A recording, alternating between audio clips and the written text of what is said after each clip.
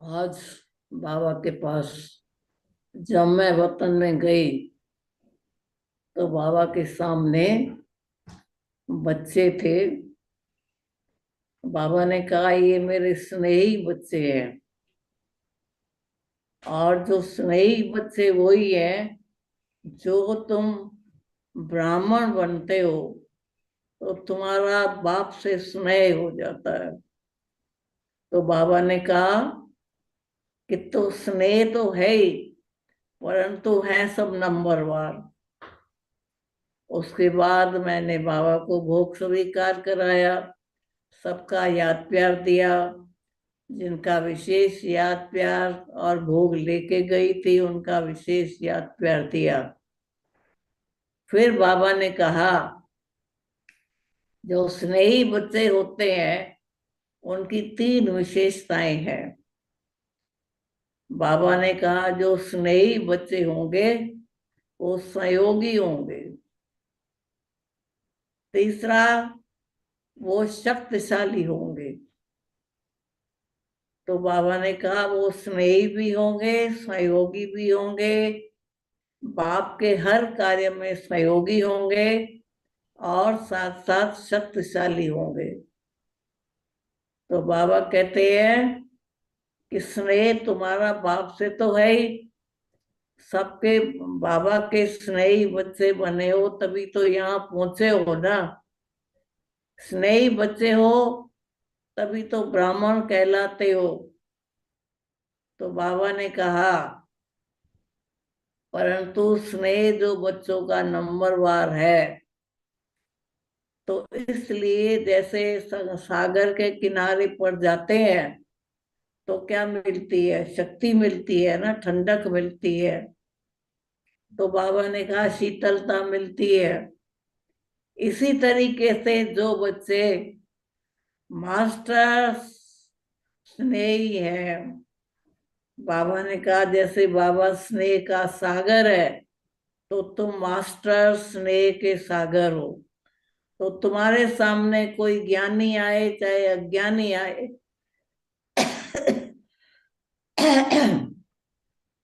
तो उनको स्नेह का अनुभव होना चाहिए।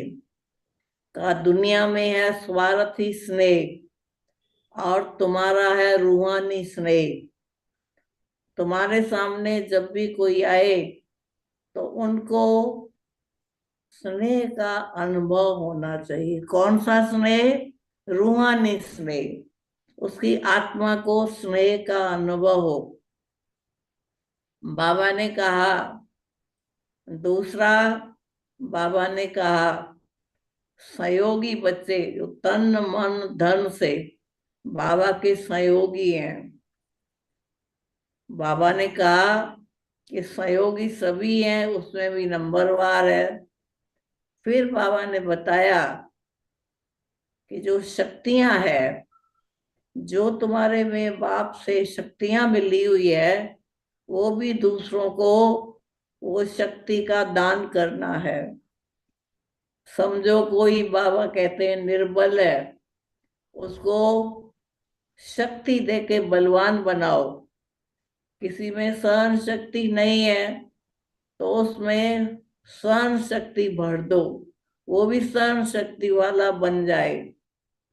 तो बाबा देखते हैं कि तुम कहाँ तक किसके स्नेही हो। बाबा ने कहा कि सिर्फ मेरे स्नेही नहीं बनना या अपने ही स्नेही बन के खुश नहीं होना कि मैं तो स्नेही बच्चा हूं। तुमको तो सारे संसार की हर आत्मा का स्नेही बनना है। जैसे बाप सर्व का स्नेही है ना, ऐसे तुम आत्माओं को सबका स्नेही बनना है। का तुम्हारा टाइटल क्या है? तुम हो विश्व कल्याणकारी। तुमको विश्व का कल्याण करना है, विश्व की आत्माओं को स्नेह देना है, शक्तियां देनी है। जो तुमको शक्ति मिली है वो भी सबको देनी है। ऐसे नहीं को निर्बल है तो चलो ये तो वो रहेगा ही निर्बल, उसके लिए ये सोचना नहीं। निर्बल है तो उसको बलवान बनाना है। जिसमें उमंग उत्साह नहीं है, उसको उमंग उत्साह में लाना है। तो कहा ये है तुम्हारी सेवा। एक बाबा ने कहा कि बाप के स्नेही, एक के सर्व के स्नेही। जो सर्व के स्नेही है वो विश्व के मालिक बनेगी। और बाबा कहते हैं जो सर्व के स्नेही नहीं है, सिर्फ अपने सेंटर के स्नेही है, या जो अपने स्टूडेंट है उनके ही स्नेही है, अगर सिर्फ तुम हद के स्नेही हो तो हद के मालिक बनेंगे। जो बेहद के स्नेही हैं वो बेहद के मालिक बनेंगे। बाबा ने कहा कई हैं जिनको अपने सेंटर से ही स्नेह है, कई ऐसे हैं जिनको अपने स्टूडेंट से ही स्नेह है। कहा नहीं, तुमको तो सर्व आत्माओं से स्नेह होना चाहिए। जहां स्नेह होगा वहां सहयोग जरूर होगा, सहयोगी होंगे, सर्व के स्नेही बनना है। बाप के तो स्नेही हो ही, नंबरवार है। कोई तन से स्नेही, कोई मन से स्नेही, कोई धन से स्नेही। परंतु बाबा ने कहा जो तुम्हारी विशेषताएं हैं उसमें सबको विशेषताएं भरनी है। जितना जितना तुम दूसरों में विशेषताएं भरेंगे तो तुम्हारी विशेषताएं बढ़ती जाएंगी। अगर तुम विशेषताएं नहीं बढ़ते हो तो समझो तुम्हारी विशेषताएं बढ़ेगी कैसे। कहीं कहते हैं ना हमारी अवस्था तो बढ़ती नहीं है। का देने से तुम्हारी विशेषताएं बढ़ती है। तुमको दाता बनना है, सागर बनना है।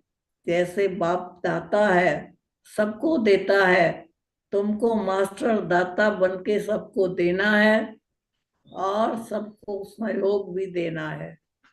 फिर बाबा ने सुनाया कि बच्चे जो हैं वो उनका बाप से तो स्नेह है ही है, लेकिन बाबा अभी ये देखना चाहते हैं कि सर्व संसार की जितनी भी आत्माएं हैं उनसे कितना स्नेह है और सहयोग है।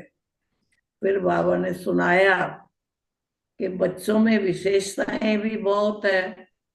अब जो अपनी विशेषताएं हैं वो दूसरों में भरनी है।